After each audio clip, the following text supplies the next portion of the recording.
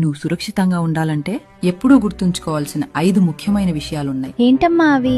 మొదటిది, నువ్వు ఒంటరిగా బయటికి వెళ్ళినప్పుడు ఎప్పుడూ ఖాళీగా ఉన్న ప్రదేశాల్లోకి వెళ్ళొద్దు. జనం ఉండి కెమెరాస్ ఉన్న పెద్ద రోడ్స్ లోనే నడువు. రెండవది, ఎవరైనా పెద్దవాళ్లు నీ సహాయం అడిగితే వెంటనే నో అని చెప్పి అక్కడి నుంచి వెళ్లిపో. నార్మలీ పెద్దవాళ్లు పిల్లల్ని హెల్ప్ అడగరు. మూడవది, ఎవరైనా స్ట్రేంజర్ ఏదైనా ఇస్తే దాన్ని తీసుకోవద్దు, తాకొద్దు, తినొద్దు, దాని వాసన కూడా చూడొద్దు. నాలుగవది, మన ఫ్యామిలీ గురించి పర్సనల్ డీటెయిల్స్ ఎవరికీ చెప్పొద్దు. లైక్ మన అడ్రస్, అమ్మా నాన్న చేసే పని, ఇంట్లో ఎంతమంది ఉంటారు, లేదా నువ్వు ఒంటరిగా ఉన్నావా లేదా అనే విషయాలు ఎవరికీ చెప్పకు. ఐదవది, ఎవరైనా ఏమైనా చేసి ఇది మీ పేరెంట్స్ కి చెప్పొద్దు అంటే అది వెరీ సీరియస్ వార్నింగ్. వెంటనే నాకు లేదా నాన్నకి చెప్పాలి. సరే అమ్మా, నేను ఇవన్నీ గుర్తుంచుకుంటాను. Very good. ఇతరులపై మర్యాదగా ఉండటం కంటే కూడా నీ సేఫ్టీ చాలా ఇంపార్టెంట్. ఎవరైనా తప్పుగా కనిపిస్తే నీ మనసు చెప్పేది నమ్ము. ఏదైనా అసౌకర్యంగా అనిపిస్తే వెంటనే చెప్పు. మాట్లాడడానికి అస్సలు భయపడొద్దు. ఓకే అమ్మా.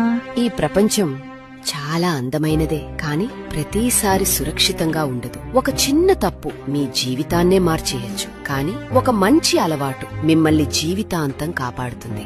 ఈ వీడియోను మీ పిల్లలకు షేర్ చేయండి.